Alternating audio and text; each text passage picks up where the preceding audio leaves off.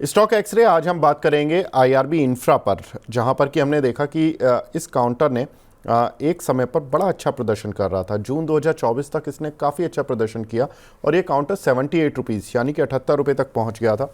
लेकिन अपने उच्चतम स्तर यानी कि अपने हाई से ये काउंटर अब 32% नीचे आ चुका है। तो जो इस जर्नी में 53 रुपये की कल की क्लोजिंग थी अराउंड, वहाँ से लेकर 78 रुपये के बीच में जो लोग फंसे हुए हैं वो जनरली सवाल पूछते हैं कि इंफ्रास्ट्रक्चर बूम है इंडिया में, सब कुछ अच्छा है, कंपनी के रिजल्ट्स अच्छे हैं, तो ये शेयर चल क्यों नहीं रहा। तो शेयर गिरने की कुछ वजह सामने आई। एक कि ये पिछले 2-3 महीने में गिरा क्यों, क्योंकि Q2 के नतीजे थोड़े से इसके कमज़ोर थे। सीजनल होता है, क्योंकि Q2 का जो नतीजा होता है वो इंफ्रा कंपनीज का जनरली कमज़ोर ही रहता है, और ख़ासतौर से Q-on-Q बेसिस पर तो ज़रूर रहता है, क्योंकि आप देखेंगे कि जो मानसून के समय पर इंफ्रास्ट्रक्चर एक्टिविटीज़ नहीं होती हैं, जिसकी वजह से इंफ्रा कंपनी के नतीजे थोड़े वीक रहते हैं, लेकिन उतने ख़राब नहीं थे। लेकिन इंपॉर्टेंट प्रॉब्लम आई कंपनी में, जबकि अक्टूबर दिसंबर में जिस तरह से एफआईज ने बिकवाली की, उसमें ये काउंटर भी चपेट में आ गया, और इसमें एफआईज का होल्डिंग बहुत ज़्यादा है। 45.99% होल्डिंग थी उनकी, जिसमें से उन्होंने अभी तो केवल हार्डली 1% स्टेक बेचा है। 1% स्टेक बेचा इन्होंने इस तिमाही में। 45.07 अब इनका स्टेक रह गया, 1% से भी कम है इनफैक्ट। और काउंटर का हाल देख लीजिए। साथ ही अगर देखें तो माफ़ कीजिएगा, Q3 नतीजे भी कंपनी के हाल में ही आए हैं। मार्जिन्स थोड़े से उम्मीद से कम रहे हैं। हमने एचडीएफसी सिक्योरिटीज़ की एक रिपोर्ट पढ़ी जिसमें कि उन्होंने बताया कि कंपनी की आय और प्रॉफिट तो अच्छा बढ़ा, 122% कंपनी का प्रॉफिट बढ़ता हुआ दिखाई दिया ऑन ए Q-on-Q बेसिस, और आय में भी करीब 12.5% का जंप था। लेकिन मार्जिन्स जो थे, एचडीएफसी सिक्योरिटी एस्टिमेट कर रहा था 45.9% आएंगे, लेकिन कंपनी के मार्जिन्स 41.5% रहे। अब क्या कुछ ट्रिगर्स हैं जिन ट्रिगर से शायद कंपनी का भविष्य या कुछ पॉजिटिविटी भी दिखे, तो वो पॉजिटिविटी वाली बात भी देख लेते हैं। ऑर्डर बुक कंपनी की अच्छी है, 31,500 करोड़ रुपए की है, जो कि कंपनी की FY24 यानी कि पिछले फाइनेंशियल ईयर की आय का करीब 4 गुने से भी ज़्यादा है।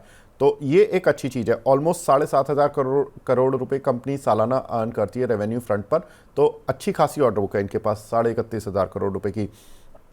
कंपनी ने इस बार ये भी बात कही है कि 15,000 करोड़ रुपए के जो BOT प्रोजेक्ट्स होते हैं, build operate and transfer projects, उनको इनविट में ट्रांसफ़र कर लेगी, और इससे क्या होगा कि कंपनी का जो 7,000 करोड़ रुपए का डेट है वो कम हो जाएगा, 8,000 करोड़ रुपए की इक्विटी पर इम्पैक्ट आ जाएगा। साथ ही वैल्यू अनलॉक हो जाएगी कंपनी के लिए। तो ये एक अच्छी बात है कि 15,000 करोड़ रुपए की वैल्यू अनलॉक होगी कंपनी में। जब ये ट्रिगर आएगा तो उस समय पर शायद ये काउंटर में थोड़ी सी गतिविधि बढ़ जाए।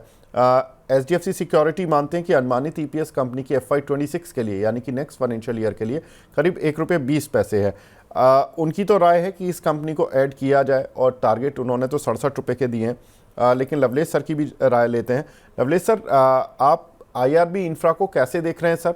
जो ट्रिगर्स हमने बात की रिपोर्ट्स के आधार पर, और कुछ एक फंडामेंटल ट्रिगर्स जैसे कि एफआई सेल वगैरह, कैसे देखें सर? राइट, देखिए आपने जो एक ओवरऑल व्यू दिया, काफी एक होलिस्टिक अप्रोच थी, जहां पर हम बोल सकते हैं इट ऑल कम्स डाउन, मतलब अंत में एग्जीक्यूशन बहुत इंपॉर्टेंट है और वो मैटर करता है। और स्पेसिफिक इंफ्रास्ट्रक्चर और कंस्ट्रक्शन स्पेस में जो कंपनीज रहती है, यूजुअली डेट उनके साथ एक ऐसा, आप बोल सकते हैं, कर्स रहता है जो उनको काफी लंबी अवधि में हॉन्ट करता है। बहुत ऐसी कम कंपनी होगी इस पर्टिकुलर स्पेस में जो डेट फ्री एक स्टेटस एंजॉय करती होगी, और आईआरबी के साथ वही एक प्रॉब्लम है। अब वो ठीक है, डेट कन्वर्ट कर रहे हैं, उनको इन्वेट में ले जा रहे हैं, ऑर्डर बुक अच्छी है कंपनी की। ऑब्वियसली मार्जिन में Q2 में, जैसे आपने बताया, एकदम सरप्राइज था और नेगेटिव हो गया था वो। पर मुझे लगता है कि एक स्टॉक जो 2010 के बाद ऑल टाइम हाई की तरफ गया है, और वो भी उसने जो ब्रेकआउट दिया है 2023 में दिया है, 14 से 15 साल के बाद एक स्टॉक में अगर ब्रेकआउट आया है, ऑब्वियसली वो प्राइस तो यही बता रहा है कि कुछ ना कुछ कंपनी में, आप बोल सकते हैं, फाइनेंशियली चेंज आ रहा है या टर्न अराउंड आ रहा है। मुझे लगता है आरबी इंफ्रा अच्छा स्टॉक है। ट्रेंड के हिसाब से देखें तो ये स्टॉक काफी लुक्रेटिव है, स्पेशली 50 से 48 रुपए का जो जोन इसने अभी टच करा और वापस रिवर्स हुआ और एक ऊपर 62 तक के गया। आई थिंक अगर स्टॉक में कोई शॉर्ट टर्म, मिड टर्म या लॉन्ग टर्म भी सोचे, तो आप सिर्फ इस स्टॉक में 47 रुपए का एक स्टॉप लॉस रखें। 40 रुपए के जब तक के ऊपर ये स्टॉक है, वापस से मुझे लगता है कि का थोड़ा सा पेशेंस लगेगा इसमें बस, और निवेश टॉप 3 डिजिट में आपको देखने को मिल सकता है 2025 के अंदर। जी, दो चीज़ें और सर जो मैं इस पर ध्यान दिलाना चाहूँगा। एक तो कंपनी का जो डेट पोजीशन है वो करीब 18,900 करोड़ रुपए की। अब ये जो इन्विट में ट्रांसफ़र कर रहे हैं उससे करीब 7-8 हज़ार करोड़ रुपए का डेट इनका बुक से हट जाएगा, जो वो दूसरी बुक में चला जाएगा इन्विट वाली। तो उससे कंपनी की एक फाइनेंशियल स्थिति थोड़ी ठीक होगी, इंटरेस्ट का बर्डन थोड़ा कम होगा। दूसरा कि जो इस बार के नतीजे आए थे सर, उसमें करीब करीब 5800 करोड़ रुपए का इनका एक एक्सेप्शनल आइटम था, जिसकी वजह से कंपनी का जो प्रॉफिट है वो इतना ज़बरदस्त दिख रहा था। तो उसको हटा के ही मैंने Q3 के रिजल्ट्स इनके बताए, क्योंकि HDFC सिक्योरिटी ने वो एडजस्ट किया हुआ था। सर अदर इनकम से तो प्रभावित नहीं होना चाहिए, राइट? जो नतीजों में, बिल्कुल नहीं होना चाहिए, ठीक है। बिल्कुल नहीं होना चाहिए। लेकिन ये जो दूसरा पॉइंट है सर, डेट वाला, जिसमें कि 18,900 करोड़ के आसपास का जो डेट है, अगर इसमें से सिग्निफिकेंट पोर्शन इनका कम हो जाता है, जो कि करीब करीब 7,000 करोड़ रुपए कम हो रहे हैं, तो हम मान सकते हैं कि 40% डेट कंपनी की बुक से हट जाएगा। तो ये पॉजिटिविटी कितना रंग ला पाएगी? यहाँ पर मैं आपको एक रिलेटिव एग्जांपल दूंगा। जैसे हमने वो स्टॉक डिस्कस भी करा है, सुजलॉन आप देखिए, ठीक है।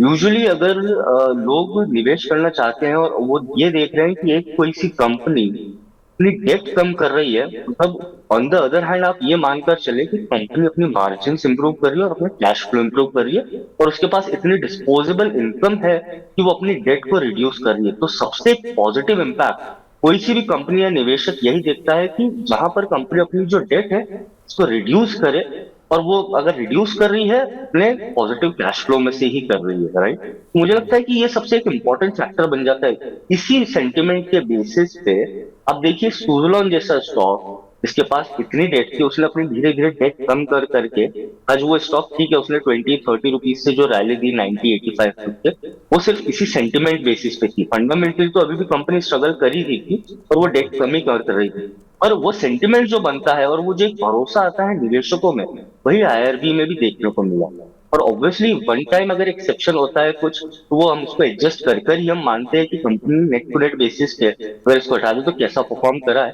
पर वही चीज प्राइस में भी दिख रही है। आई थिंक ये चीज जो भी है फॉरवर्ड लुकिंग हम बोलते हैं मार्केट है, और स्टॉक भी वही फॉरवर्ड लुकिंग होकर प्राइस को डिस्काउंट कर रहा है। तो जो 85-90 तक के लेवल, 80 के लेवल्स तक का स्टॉक गया था, वही चीज मान कर गया था। अभी भी मुझे लगता है कि स्टॉक में काफी ट्रैक्शन देखने को मिलेगा। स्टॉक में एक बॉटम के आसपास जो बना है, क्या है, long term trend line support आ रहा है, जो चैनल फॉर्मेशन है। तो ये जो प्ले आउट हो रहा है, कंपनी ने अपनी डेट रिड्यूस करके इन्वेट में डाली और अब वो एग्जीक्यूशन में सामने हो, क्योंकि ऑर्डर तो ऑलरेडी अच्छी है, तो वो स्टॉक प्राइस में भी रिफ्लेक्ट होगी। बस यहाँ पर थोड़ा सा पेशेंस रखना पड़ेगा। जैसे 2022, 23, 24 में सुजलॉन ने इसी नैरेटिव पे और इसी चेंज पे एक आउटकम करा है। IRB मेरे ख्याल से सिमिलर कैंडिडेट है, बस थोड़ा सा सेक्टरल।